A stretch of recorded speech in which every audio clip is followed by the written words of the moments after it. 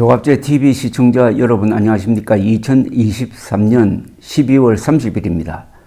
이제 다사다난했던 2023년도 이틀밖에 남지 않았습니다. 우크라이나와 가자 지역에서는 총성이 멈추지 않고 있습니다. 그런 가운데서 대한민국 국민으로서 이렇게 자유와 번영을 누리면서 산다는 것이 그렇게 고맙기도 하고 행운일 수가 없다는 생각이 듭니다.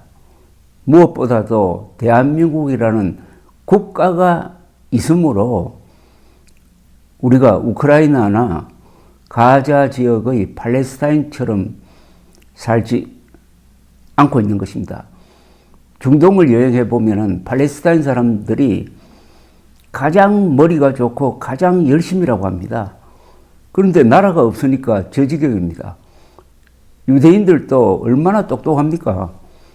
그런데 2000년 동안 나라를 만들지 못하니까 여기저기 짓밟히고 맞아 죽고 나중에는 독일 사람들이 히틀러의 지도하에 사람 죽이는 공장을 만들어가지고 수백만 명의 유대인들이 희생되었습니다. 그러나 작심을 하고 이스라엘이라는 나라를 만드니까 이스라엘 사람들이 저렇게 피를 흘리면서 싸워도 세계에서 가장 행복도가 높은 국민으로 꼽히고 있습니다. 바로 국가입니다. 국가의 소중함을 우리가 새삼 느끼면서 연말 연시를 맞게 되었습니다. 그런데 요사이 한동훈 법무장관은 국민이란 말 대신에 동료 시민 여러분 이런 이야기를 하고 이준석 전 국민의힘 대표는 대한민국 시민이란 이야기를 하면서 두 사람이 국민이란 말을 쓰는 걸 조금 피하려고 하는 듯한 느낌을 주는데 이건 좀 문제가 있습니다. 국민이라는 말은 우리가 만들어낸 말은 아닙니다. 왕조시대 때는 백성이었죠. 그러나 나라를 잃고 3.1 운동을 통해서 그 백성이 나라의 주인의식을 갖게 되는 국민으로 바뀐 겁니다. 국민이란 말은 원래 그 개념이 유럽에서 나왔습니다. 유럽이 19세기에 민족 통일국가를 만듭니다. 이탈리아, 독일이 그런 과정에서 국민이란 말을 만들어냅니다. 일본이 그 국민이란 말을 수입을 한 거죠. 국민이란 말은 중국이나 우리 조선조에는 없었던 말입니다. 그런데 이 국민이란 말을 일본 사람들이 지었다고 해가지고 이걸 바꿔야 된다고 주장하는 사람들이 있었어요. 그래서 국민학교라는 이름을 김영삼 정부 시절에 초등학교로 바꿨습니다. 저는 지금도 그게 문제가 있다고 생각합니다. 국민의 기초를 만들어내는 게 초등학교 역할 아닙니까? 그런데 일본 사람이 만들었다고 국민이란 말을 없애버린다면 지금 일본 사람들이 근대화 과정에서 외국 문물을 수입을 해가지고 장명한 것이 얼마나 많습니까? 민주주의, 자본주의, 국민, 교과서, 출판, 언론 이거 전부 다 과학까지 포함해가지고 전부 다 일본 사람들이 만들었습니다. 나중에 알고 보니까요. 국민학교 명칭 변경 운동을 한 사람 중에서 간첩이 한 사람 있었어요. 북한의 지령을 받은. 저는 한국인의 사전에서 국민이란 말을 없애려고 하는 이 운동의 뒤에는 공산주의 세력이 있다고 봅니다. 자, 그런데 문재인 정부 때는 또 개헌 안이란 걸 내어놓았는데 거기서도 국민이란 말을 사람으로 싹 바꾸려고 했습니다. 국민을 사람으로 바꾸려고 했어요. 왜 그렇게 했습니까? 북한에서 보기에는 한국 사람들이 국민의식을 가지면 애국심이 생기니까 불리하다 이겁니다. 그래서 인민, 사람 이런 걸 통해서 국가를 우습게 보는 그런 생각을 주입하려고 하는데 종북 정권인 문재인이 의도적으로 사람이 먼저다 이렇게 하면서 국민을 사람으로 싹 바꾸려고 하다가 그 개헌안은 뭐 통과되지도 않고 끝났습니다만, 여러분 사람이 먼저다는 구호 기억나시죠? 국민과 사람을 이렇게 딱 구분해가지고 사람이란 말을 가지고 국민의 의무라든지 국민의 기본권이라든지 이걸 아주 흐리멍텅하게 만들려고 하는, 여기에 넘어가서는 안 될 것입니다. 그래서 당당하게 이준석, 한동훈 두 사람은 대한민국 국민이라고 해야 됩니다. 동료 시민이란 말은 그 역사적 배경에 있어서 우리와는 전혀 다른 나라의 말을 그냥 그거만 수입해서 쓰면은 동료 시민이 되는 건데, 시민 위에 국민이 있습니다.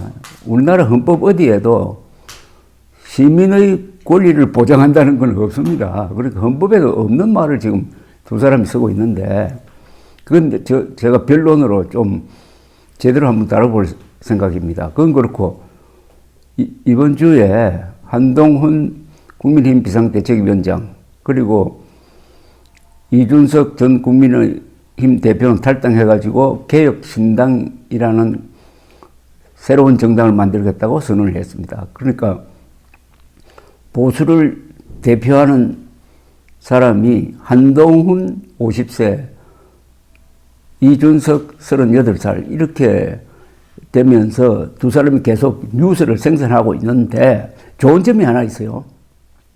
그걸 말씀드리려고 합니다. 두 사람이 말이 과거 보수 정치인들의 말과는 많이 다릅니다. 근데 수준이 꽤 있어요. 그래서 잘 되면은 두 사람이 한국 보수의 다른 면을 대표를 하면서 상호 견제하고 협력하고 토론하고 하는 과정에서 한국 보수가 상당히 활력을 갖게 될 것이다. 그리고 담론의 수준도 좀 높아지지 않을까 하는 생각이 듭니다. 이 담론의 수준 이야기를 하겠습니다. 뉴스 1에 따르면 한동훈 국민의힘 비상대책위원장은 국회에서 진행된 비상대책위원 임명장 수여식 및 제1차 비상대책위원회에서 이야기를 하다가 이 역사 이야기를 꺼냈어요. 한 위원장은 우리 내부에서 공중암투와 합종 연행하듯 사극 찍고 삼국지 정치를 하지 말자. 사극은 어차피 늘 최수종 씨 것이고 제갈량은 결국 졌다고 말했습니다. 이 상당히 생각을 많이 하고 준비된 발언을 한 것으로 보입니다.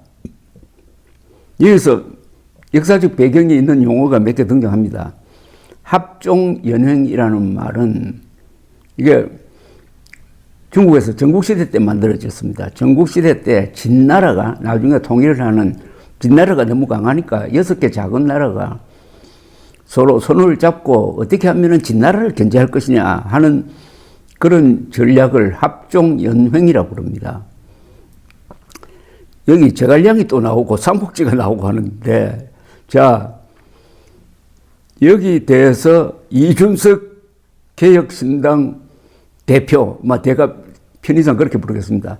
대표는 자신의 페이스북에 한동훈 위원장의 말을 의식한 듯 이런 글을 올렸어요. 여기가 또 역사 이야기가 나옵니다. 제갈량이 살던 방향으로 살고 싶냐? 동탁과 여포같이 살고 싶냐 묻는다면 저는 주저없이 제갈량의 삶을 동경하겠습니다.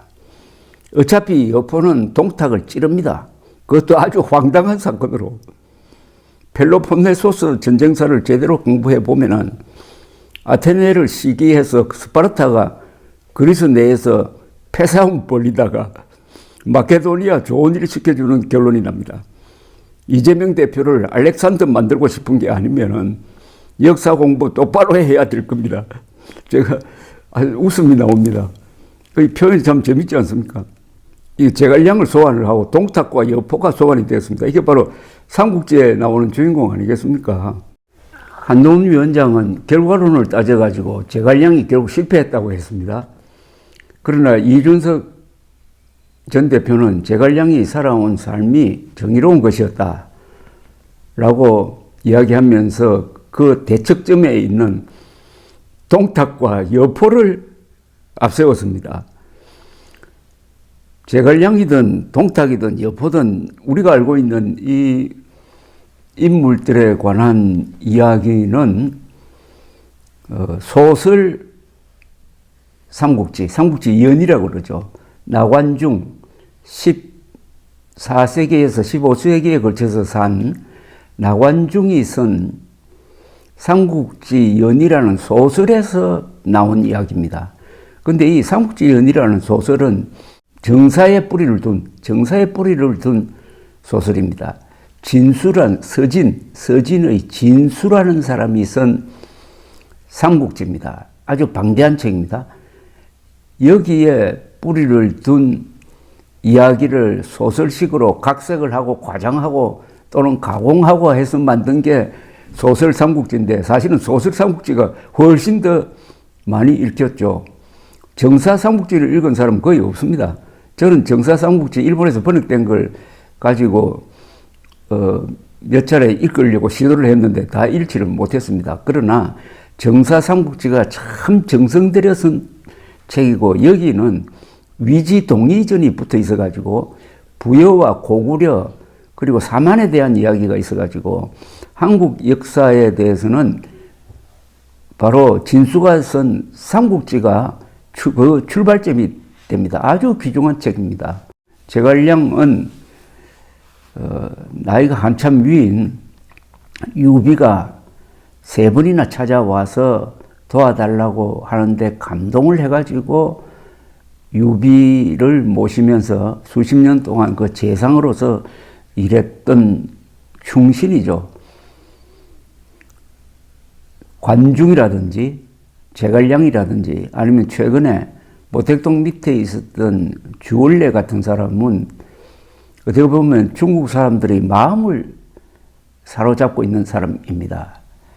그래서 제갈량은 그 결과보다도 그 사람이 살아온 생애, 특히 출사표라는 그 명문장에 담겨 있는 제갈량의 어떤 왕에 대한 또는 민중에 대한 사랑, 이런 게 중국 사람들을 감동시키고 있는데 한동훈 위원장이 그를 간단하게 역사의 패배자라고 하니까 이준석 전 대표가 이런 반론을 쓴 것으로 보입니다. 그런데 동탁과 여포를 내세웠어요. 동탁과 여포, 뭐 길게 설명할 필요 없이 아주 둘 다 잔인한데 여기 썼던 대로 결국은 여포가 주군으로 모시던 동탁을 찌릅니다. 찌르는 이유가 뭐겠습니까? 동탁의 애첩, 초선을 여포가 탐하다가 들켜가지고 결국 동탁을 죽이게 되는데 이걸 이준석 씨는 아주 황당한 사건으로 그런 일을 벌였다고 썼어요. 여자 문제로. 이것도 여러 가지 상상력을 지금 자극하는 이야기입니다. 동탁과 여포는 누구냐?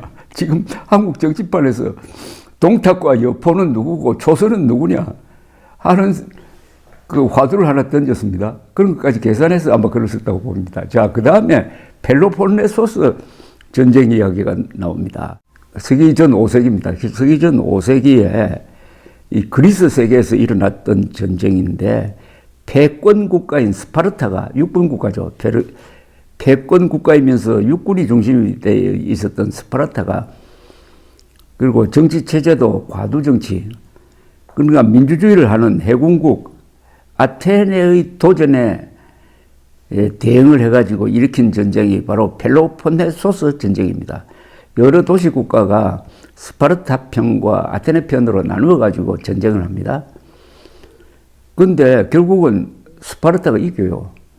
이기는데 너무나 국력을 소진을 해가지고 여기